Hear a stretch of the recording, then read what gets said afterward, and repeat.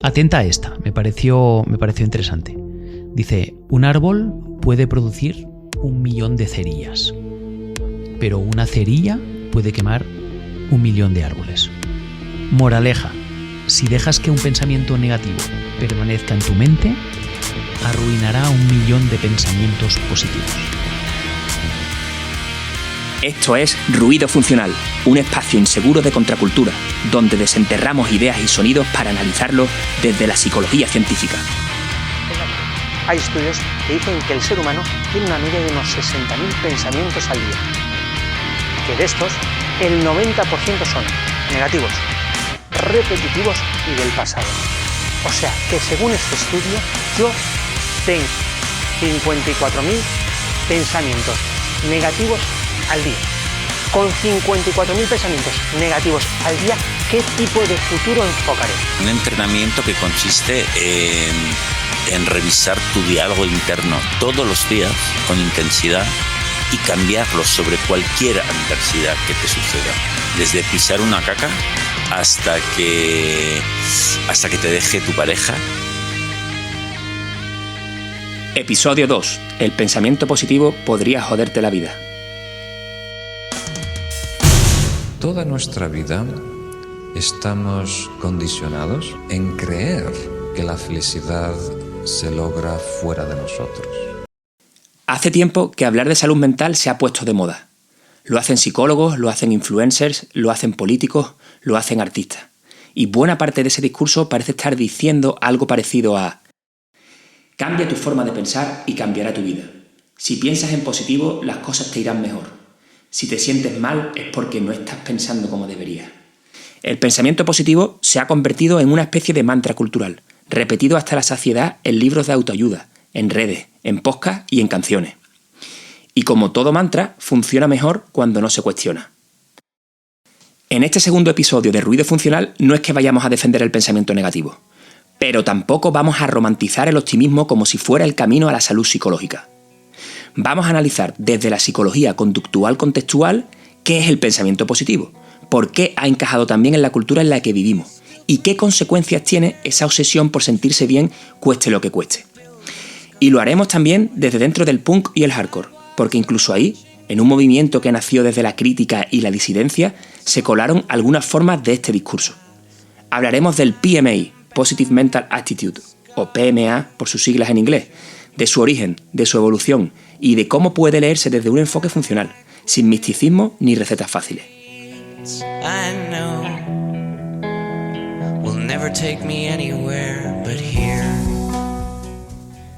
Lo que nos queremos preguntar no es tanto si pensar en positivo funciona. La pregunta sería, sobre todo, ¿qué pasa cuando intentas sentirte bien a toda costa? Antes de analizar si eso de pensar en positivo sirve realmente para algo, conviene entender de dónde viene todo este discurso. Porque aunque hoy nos lo encontramos en redes, en podcasts de autoayuda o incluso en tatuajes, lo cierto es que no son en absoluto novedosos. Ya en la Grecia y Roma clásica, dos escuelas filosóficas nos hablaban sobre cómo vivir una vida plena, sin que estuviéramos presos de los acontecimientos que nos tocaba vivir. Y aunque se presentaran como escuelas rivales, el epicureísmo y el estoicismo trataban de hacer ver a sus adeptos que no era lo que ocurría lo que te hacía sentir bien o mal, sino lo que te decías a ti mismo respecto a lo que estaba ocurriendo.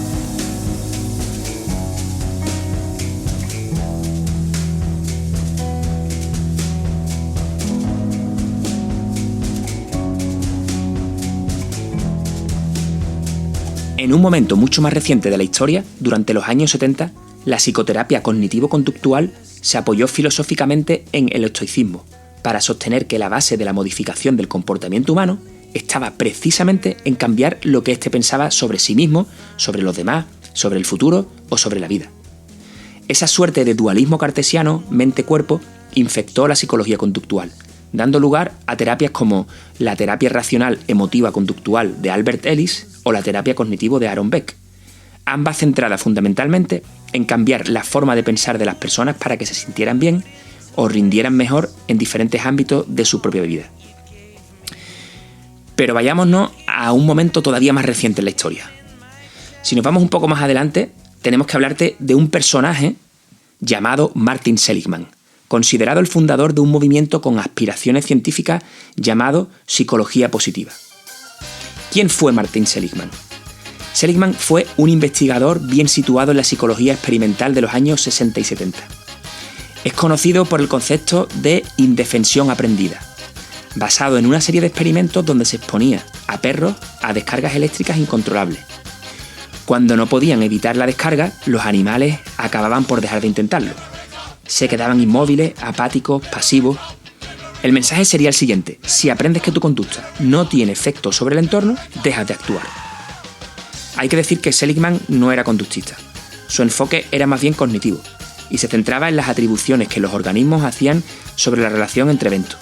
Pero lo que realmente lo llevó a cambiar el rumbo de su carrera no fue un experimento, ni un artículo, ni una revisión crítica de evidencia. Fue una anécdota doméstica.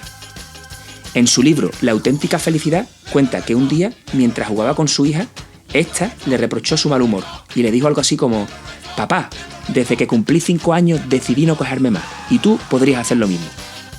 Y entonces, según él mismo relata, se iluminó. Entendió que el propósito de la vida no debía ser entender el sufrimiento, sino buscar la felicidad. Que el trabajo de la psicología no debía centrarse en el malestar, la depresión o la ansiedad, sino en la esperanza, en el optimismo y las fortalezas del carácter. Y que si enseñábamos a la gente a pensar diferente, vivirían mejor. Desde ese primer momento, la psicología positiva recibió apoyo multimillonario de empresarios norteamericanos, del ejército de Estados Unidos y de universidades de élite. Seligman subió al escenario de la Asociación Americana de Psicología en 1998 como presidente, para declarar el fin de la psicología del déficit. Había que dejar atrás el sufrimiento y abrazar el florecimiento, convertir la psicología en una ciencia del éxito personal.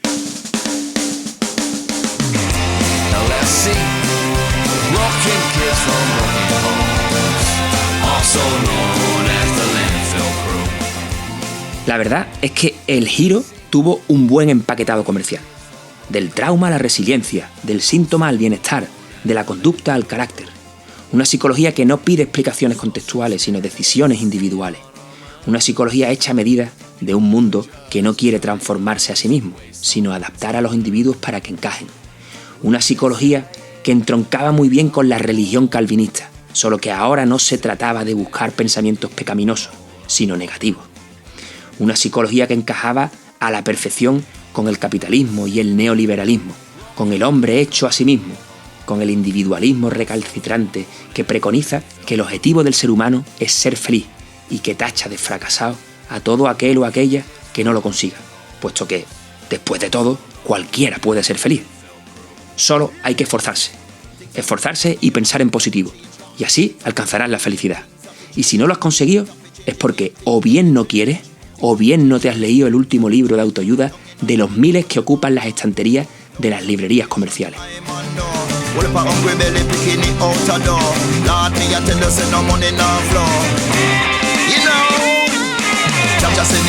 Como decíamos antes, la idea de que para estar bien lo que hay que hacer es cambiar tu forma de pensar ha encajado especialmente bien con el espíritu de los tiempos, fundamentalmente con esa lógica del capitalismo tardío y la ideología neoliberal. Todos somos hijos e hijas de un tiempo y un lugar, y no podemos escapar de la influencia de la cultura en la que vivimos, por mucho que no nos guste o incluso la critiquemos abiertamente. El pensamiento positivo y esa idea de que atraes lo que proyectas o que debes sentirte bien para hacer un cambio real lo ha impregnado prácticamente todo. Esa misma lógica positiva centrada en la mejora individual, en la responsabilidad personal y la autorregulación emocional acabó calando incluso en movimientos contraculturales, como lo era el punk. Así, a partir de los años 80, bandas como Bad Brains, Minor Threat, Youth of Today o Gorilla Biscuits se salieron del discurso más habitual del punk, el de la rabia, el de la crítica política o del nihilismo, para introducir el concepto de actitud mental positiva, o PMA, o PMA, por sus siglas en inglés.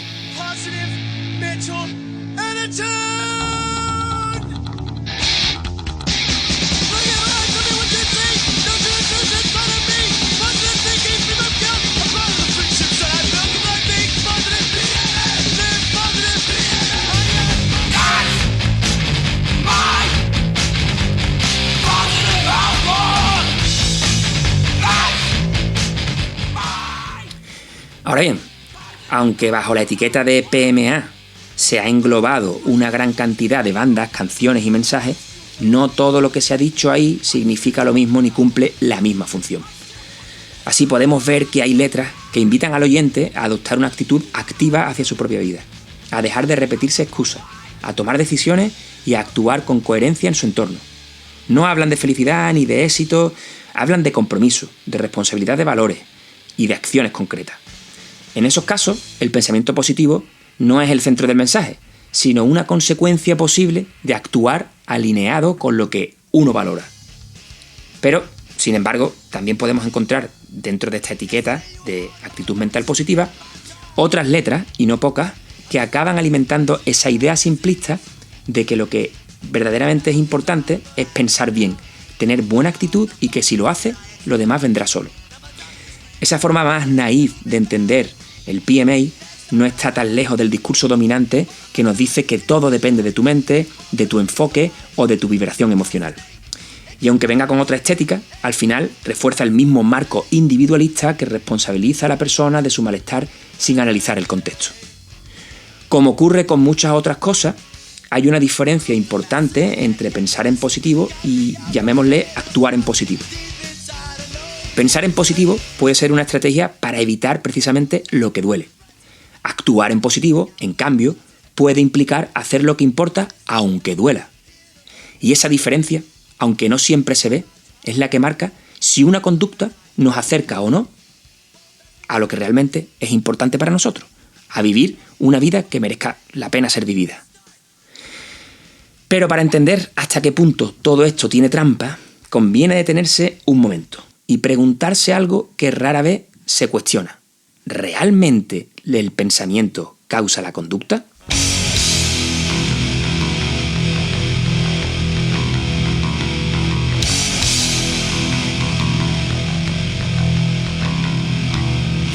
Porque todo este discurso del pensamiento positivo, del PMA, del cambia tu mente y cambiará tu vida, parte de una suposición que damos por hecha, como si fuera evidente, que primero piensa y luego hace, que hay una mente que decide y un cuerpo que obedece. Y sin embargo, si miramos con un poco más de detalle, y sobre todo si lo hacemos desde la psicología del comportamiento, esa idea empieza a resquebrajarse. Así que vamos a pararnos ahí. Vamos a poner el foco en esa relación entre pensamiento y acción que muchos dan por natural, pero que tal vez sea una construcción más cultural que funcional. Y vamos a ver qué pasa si dejamos de asumir que pensar es lo que nos mueve.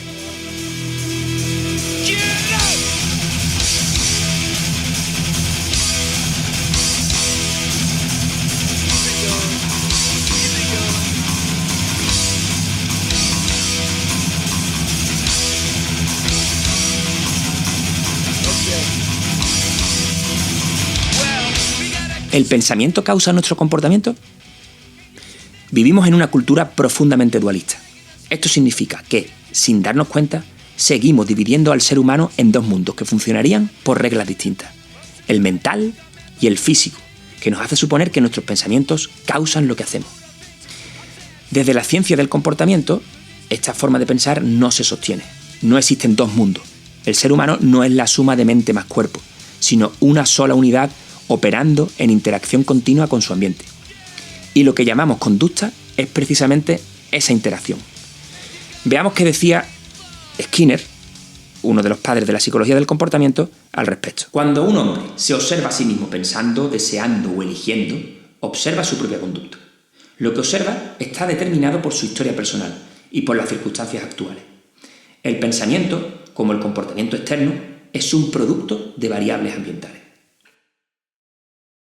El pensamiento humano es comportamiento humano. El pensamiento tiene las dimensiones del comportamiento, no las de un imaginario proceso interno que encuentra su expresión en el comportamiento. En resumen, el pensamiento no causa la conducta, porque es conducta. Es un tipo de comportamiento, aunque ocurra bajo nuestra piel, y solo sea visible para quien lo emite. Pero eso no le da poderes mágicos ni lo vuelve agente causal de otras acciones. El pensamiento, como cualquier otra forma de conducta, es moldeado por las contingencias del entorno, por refuerzos, por castigos, por reglas, por la historia de aprendizaje del individuo. Pensar es, por tanto, hablar con uno mismo, parte de nuestra actividad encubierta o privada. Al igual que imaginar, recordar, solucionar problemas, relacionar, crear, emocionarse y sentir. El pensamiento es conducta.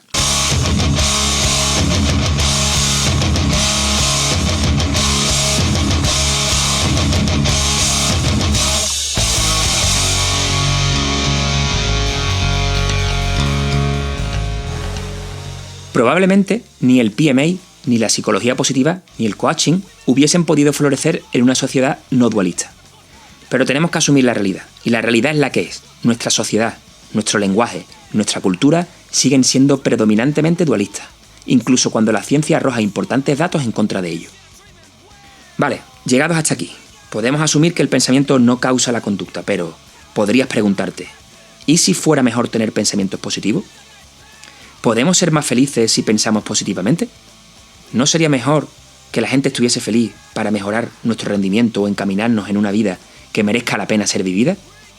Para tratar de dar respuesta a estas preguntas, aportaremos algunos datos extraídos de 2 artículos de Marino Pérez, catedrático de Psicología en la Universidad de Oviedo, y una de las figuras claves para entender el conductismo en España. Estos 2 artículos fueron publicados hace poco más de 10 años en la revista Papeles del Psicólogo, y se titulan Psicología Positiva, Magia Simpática y La Psicología Positiva y sus amigos. En ellos se recopilan multitud de estudios y experimentos que sirven como mínimo para hacer sonrojar a la psicología positiva. Recomiendo leerlos, estos 2 artículos, junto al artículo de réplica que hizo Carmelo Vázquez, defensor de la psicología positiva y catedrático de psicología en la Universidad Complutense.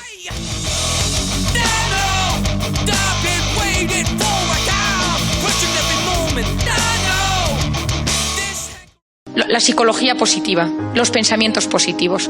Ya os he hablado un poco de esto. Cualquier pensamiento positivo tiene un impacto directo en nuestro cerebro.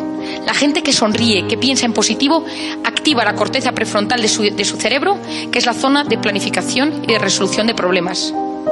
Los pensamientos y emociones positivas quizá no sean tan positivos. No hay nada de malo en querer que tu vida vaya mejor. Pero tener que ser feliz a toda costa, eso sí que puede joderte. Barbara Held lo llamó la tiranía del pensamiento positivo. Y diría algo así como que, si estás mal y no logras ponerte la sonrisa de Instagram, acabas por sentirte peor. No solo sufres por lo que te pasa, sino por no poder sentirte bien con lo que te pasa. Te castigas por no tener la actitud correcta. Y claro, malditos bad brains, ¿qué va a ser de ti si no consigues tener ese PMA? Veamos ahora qué nos dice la ciencia cuando se pone punk.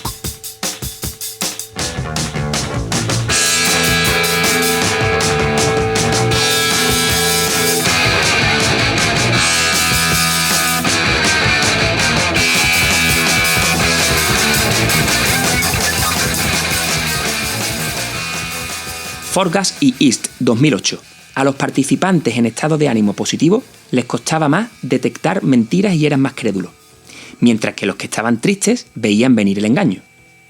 ¿Te imaginas una sociedad feliz tragándose fake news a cucharadas? Pues aquí lo tienes. Alter y Forgas, 2007, y Forgas, 2011. El buen humor te hace pensar en automático, usar estereotipos y fijarte menos en los detalles. Lo cómodo triunfa, lo nuevo ni se huele. Porque si ya estás bien, ¿para qué aprender nada que te incomode? Tan y Forgas, 2019. Cuando estás feliz, actúas más por impulso. En un experimento, los alegres repartían de forma egoísta, los tristes lo hacían con más justicia. Quizá porque cuando estás triste, miras más al otro, o quizá porque te importa más no joder al prójimo. Bud, Perunovich y Lee, 2009. Bombardearse con frases positivas puede hacer daño. No todo el mundo, ojo. Solo a quienes más lo necesitan, a quienes tienen baja autoestima. Para ellos, cada frase bonita es una bofetada con la mano abierta, otro recordatorio de lo lejos que están del ideal. Maus y colaboradores, 2011 y 2012. Quienes más valoran la felicidad son quienes más soledad y menos satisfacción tienen. La felicidad se les escapa como el sueño justo cuando están a punto de dormirse. Y luego están los filósofos de la amargura lúcida. Goethe decía que no hay nada más insoportable que varios días seguidos de felicidad. Bernard Shaw no se la deseaba ni a su peor enemigo. Miguel Ángel, el pintor, se alegraba en la melancolía.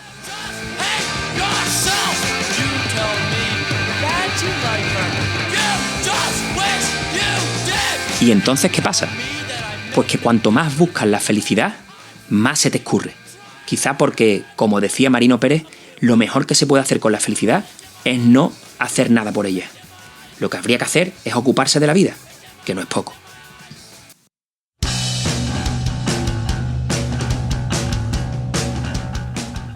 Los pensamientos negativos no son tan negativos y sentirse feliz puede no ser tan bueno.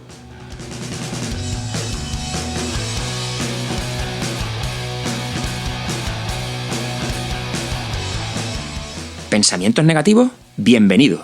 ¿Estados de ánimo grises? También. Quizá no sean el enemigo que nos han vendido.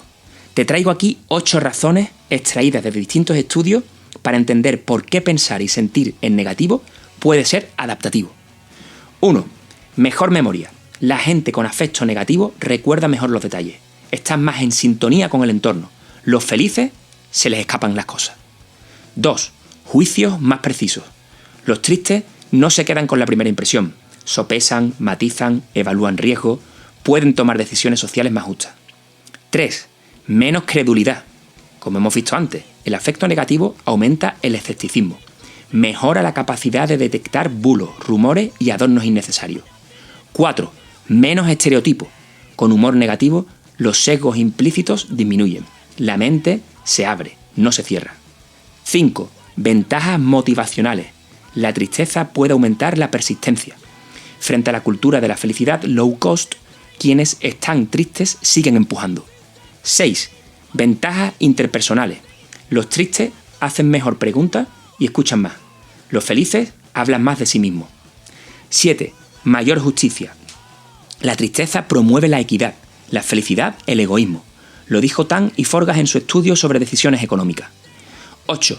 Mayor persuasión.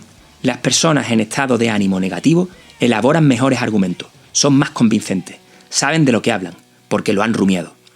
¿Y entonces? ¿Qué hacemos ahora? ¿Debemos perseguir la tristeza? No, pero tampoco debemos seguir creyendo que pensar en positivo es sinónimo de salud, éxito o moralidad.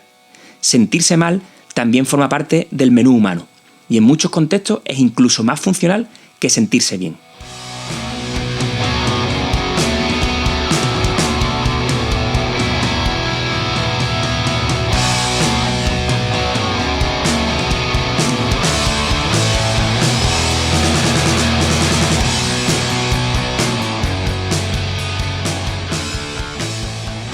Es difícil cambiar los pensamientos y es contraproducente perseguir constantemente la felicidad. Como hemos visto, pensar no causa la conducta, porque pensar es en sí mismo una conducta. Y tampoco parece que tener pensamientos positivos o negativos sea el aspecto que marque la diferencia para mejorar el rendimiento en diferentes tareas o para vivir una vida llena de sentido. Sin embargo, nos encontramos en el momento actual a multitud de personas que nos empujan a creer que existe una mente que afecta a nuestro cuerpo y que debemos cambiar los pensamientos negativos por otros positivos. Puede que te hayas convencido de que en cierto modo, aunque sea más o menos agradable o desagradable, da igual tener unos pensamientos que otros para vivir. Pero a lo mejor puedes aún estar tentado por cambiar tus experiencias privadas negativas, porque te resulten desagradables. Y aquí es cuando nos preguntamos, ¿se puede realmente cambiar el pensamiento a nuestro gusto y antojo? Primera cosa que vamos a decir para tratar de responder a esta pregunta es lo siguiente. Tú no eliges todo lo que piensas ni todo lo que sientes. Muchos de tus pensamientos, sentimientos y emociones son respuestas automáticas condicionadas a eventos externos o internos. Por ejemplo, estás andando por la calle y de repente, sin saber cómo, te acuerdas de alguien. No sabes ni cómo ni por qué lo has hecho. No lo has decidido. Probablemente lo que haya pasado es que has escuchado, olido o visto algo mientras andabas que guardaba algún tipo de relación con esa persona, o porque algún conjunto de sensaciones dentro de ti te han evocado a esa persona. Puro condicionamiento clásico. ¿Te acuerdas de los perros de Pavlov? Sigamos con el ejemplo. Imaginamos que el recuerdo de esa persona es el comienzo de una serie de pensamientos y emociones que nos resultan desagradables y empezamos a sentirnos mal por ello. Quizá incluso con ansiedad. Mierda, no quiero estar así, quiero estar bien. Quiero cambiar ese pensamiento, no quiero tener ansiedad. Oh no, otra vez. Como señalan Luciano y Wilson, sentirse mal o tener pensamientos negativos puede no ser asumido como algo natural, de modo que los sentimientos o las sensaciones que disgustan terminan por ser algo en lo que uno se emplea a fondo para anularlo lo antes posible, sin percatarse muchas veces del costo de la operación.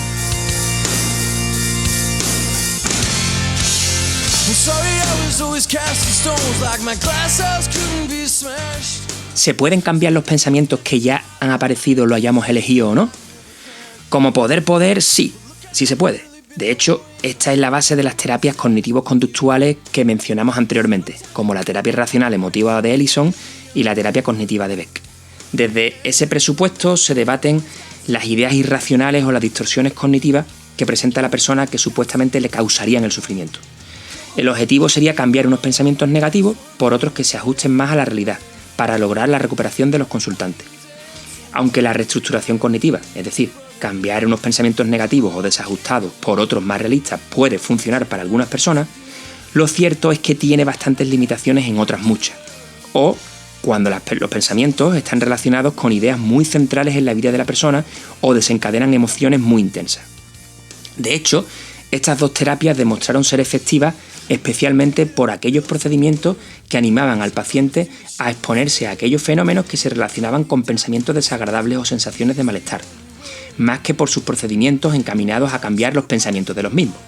De modo que el éxito de las terapias cognitivo-conductuales se encontraba en cambiar las acciones físicas que hacían las personas, más que en cambiar su forma de pensar.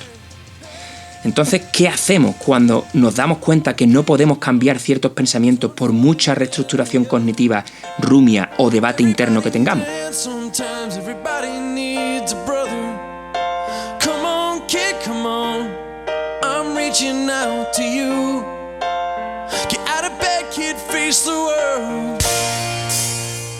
Pues lo que solemos hacer los seres humanos es seguir intentar cambiarlo, hasta caer exhaustos o amargarnos completamente la vida. Pero no todo está perdido. En las llamadas terapias de tercera generación, como la terapia de aceptación y compromiso, lo que se busca no es cambiar los pensamientos de las personas, puesto que en ese intento de cambiar los pensamientos, las personas terminan muchas veces enredándose en una lucha sin fin, invirtiendo ingentes cantidades de tiempo y energía, mientras su vida se le escapa como agua entre las manos, alejándola de lo que realmente le resulta importante.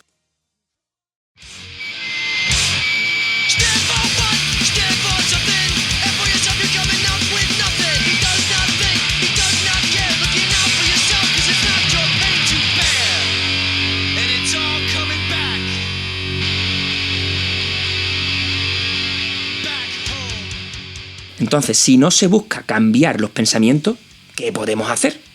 Desde ACT, la terapia de aceptación y compromiso, la clave estaría en aceptarlos como parte de la vida y relacionarnos con ellos sin tener que combatirlos. Justo lo contrario a ese mantra cultural sobre la naturaleza humana, según el cual hay que tener unos buenos pensamientos y sentimientos sobre uno mismo, sobre la vida y el futuro, para actuar bien y vivir felices. Lo que, siguiendo a Luciano y Wilson, se traduce en evitar el sufrimiento para poder vivir feliz. De este modo, muchas personas, por evitar el sufrimiento, caerían en lo que Russ Harris llamó la trampa de la felicidad. Porque la solución que ponemos en marcha para evitar o eliminar el sufrimiento es exactamente nuestro problema. Tratar de cambiar nuestros pensamientos, tratar de sentirnos bien a toda costa, nos aparta de lo que para nosotros es importante, porque no se puede estar en misa y repicando. No puedes estar en tu cabeza luchando contra pensamientos negativos y tratando de sentirte bien, y al mismo tiempo estar implicado en tu vida y experimentándola tal como viene. Frente a la lucha contra las experiencias privadas, la alternativa es la aceptación del sufrimiento como algo natural y consubstancial a la existencia humana, y la orientación de nuestra energía y atención hacia lo que para nosotros sea importante. Cuidado, porque aceptación no significa resignación o sucumbir ante el sufrimiento. Aceptar aquí implica no invertir energía en tratar de eliminar lo que es inevitable, porque en esa evitación es donde el sufrimiento te hace una zancadilla, te tira al suelo y te hace una llave de jiu-jitsu brasileño para impedirte que hagas lo que para ti es valioso.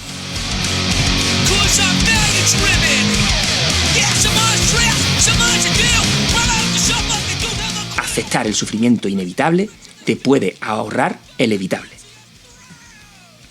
Como decían los Ramones, life really takes its toll.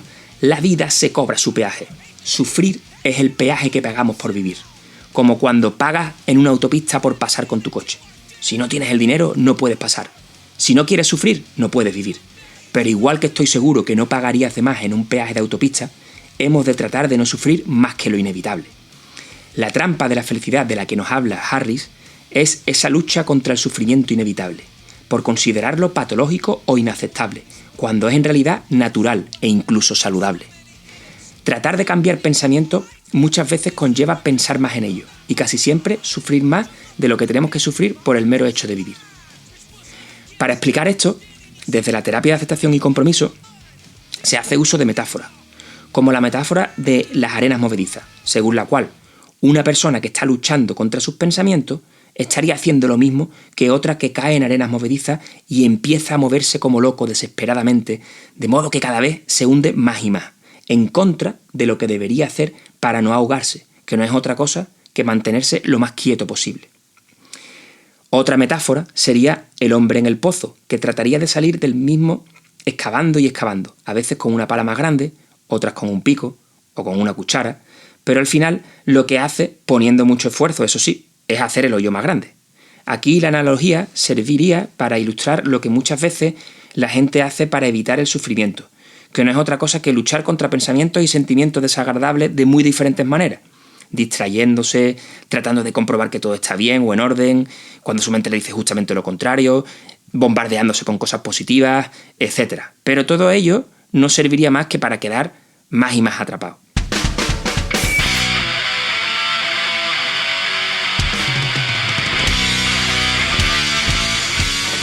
Cuando tenemos pensamientos y emociones que nos hacen sufrir, entonces, ¿qué tendríamos que hacer?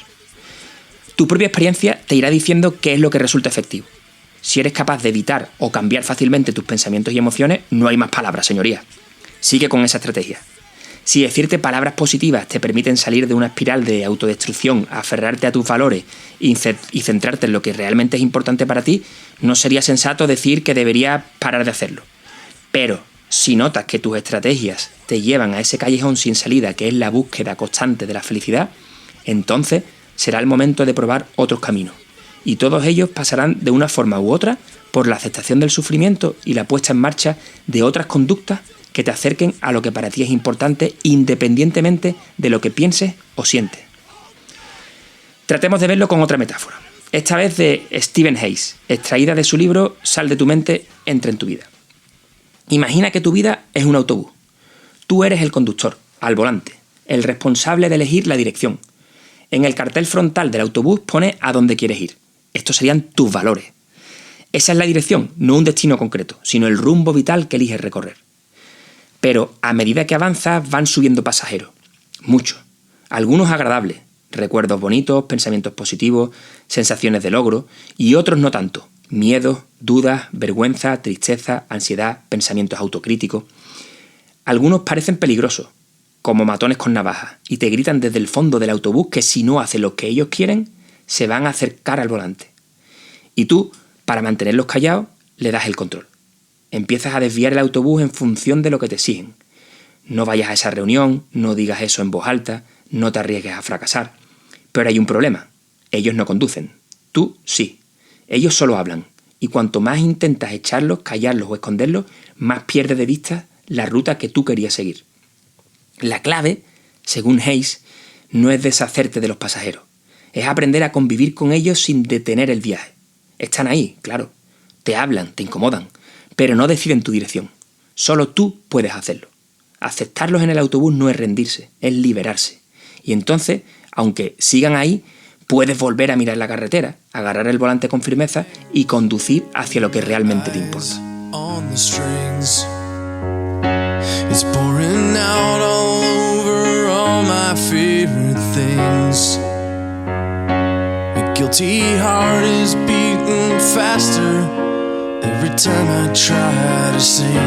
It seizes up. Antes de cerrar, hemos de detenernos en algo que nos parece muy importante. No todo el sufrimiento es igual, ni nace del mismo sitio. Entender de dónde viene lo que sentimos marca la diferencia entre actuar con dirección o quedar atrapados en una lucha sin salida. Podemos hablar, según lo que hemos ido exponiendo, al menos de 3 grandes vertientes del sufrimiento. 1. El sufrimiento inevitable, el que viene con estar vivo, pérdidas, frustraciones, límites, incertidumbre, muerte. El que aparece cuando alguien querido enferma o se va para siempre. El que se experimenta cuando te rompen el corazón. El que se vive cuando te sientes vulnerable por amar con todas tus fuerzas a otras personas. El de la puñalada por la espalda de alguien en que confiaba. Nadie se libra de este sufrimiento. Forma parte del contrato de existir. No está ahí para ser eliminado, sino para ser sostenido, sin que nos arrastre. De hecho, ese sufrimiento puede resultar útil porque nos llama la atención sobre lo que para nosotros tiene valor e importancia. 2. El sufrimiento añadido. El que aparece cuando no queremos sentir el primero. Cuando luchamos contra el dolor y el sufrimiento natural con estrategias que lo amplifican. Control emocional, pensamiento positivo, evitación constante.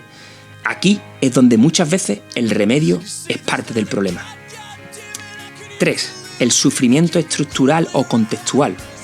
El que no tiene que ver con cómo piensas ni con cómo te hablas, ni con el peaje que hemos de pagar por vivir, sino con cómo está organizado el mundo en el que vives.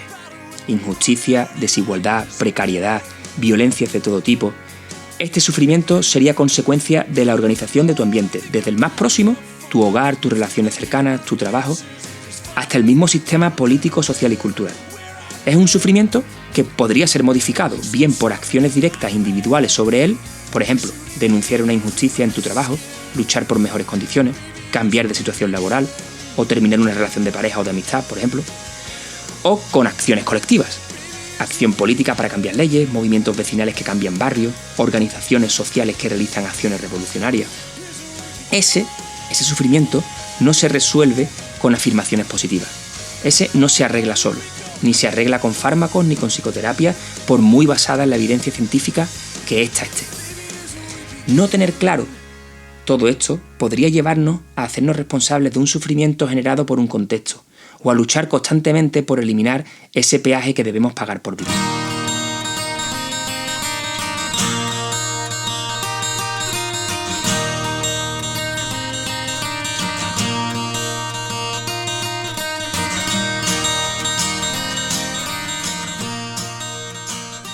No todo sufrimiento tiene la misma causa.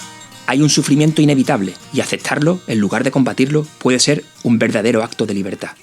Y dentro del sufrimiento evitable, no todo se resuelve igual. Pero si hay algo que sí podemos hacer es dejar de tratarlos como si fueran lo mismo. Dejar de culparnos por estar mal cuando lo que duele es la vida. Dejar de aplicar soluciones individuales a problemas colectivos. Y dejar de combatir con técnicas lo que, tal vez, solo necesita espacio, tiempo o justicia.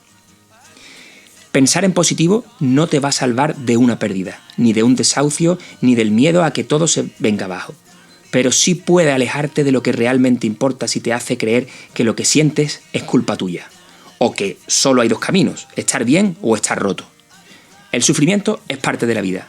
No podemos elegir dejar de sufrir. Pero sí podemos elegir no añadir más sufrimiento a lo inevitable. Y no dejar que lo estructural se nos cuele dentro como si fuera un fallo personal.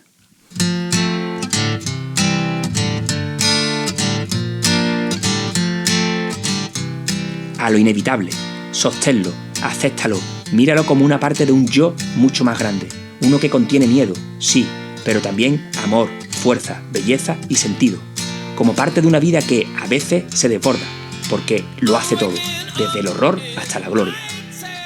A lo añadido, suéltalo, déjalo estar o déjalo ir, salúdalo y no lo combatas, no entres en guerra con tus pensamientos, no te enredes en exigencias para sentirte bien, porque en esa lucha está la trampa hacia una vida desbordada y sin dirección. Y a lo injusto, respóndele, no con frases bonitas, no con resiliencia, sino con presencia, con dirección, con conciencia crítica, contigo mismo, con los tuyos, con los otros.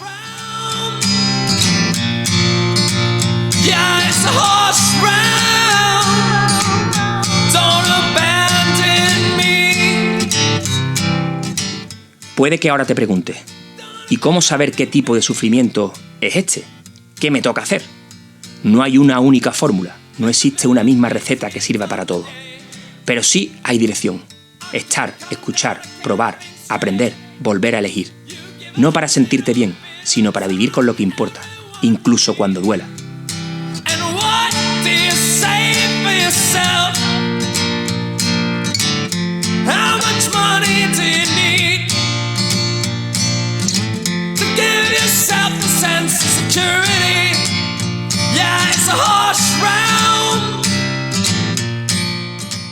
Esto ha sido Ruido Funcional, y si algo de lo que has escuchado te ha incomodado, puede que signifique que vas por buen camino.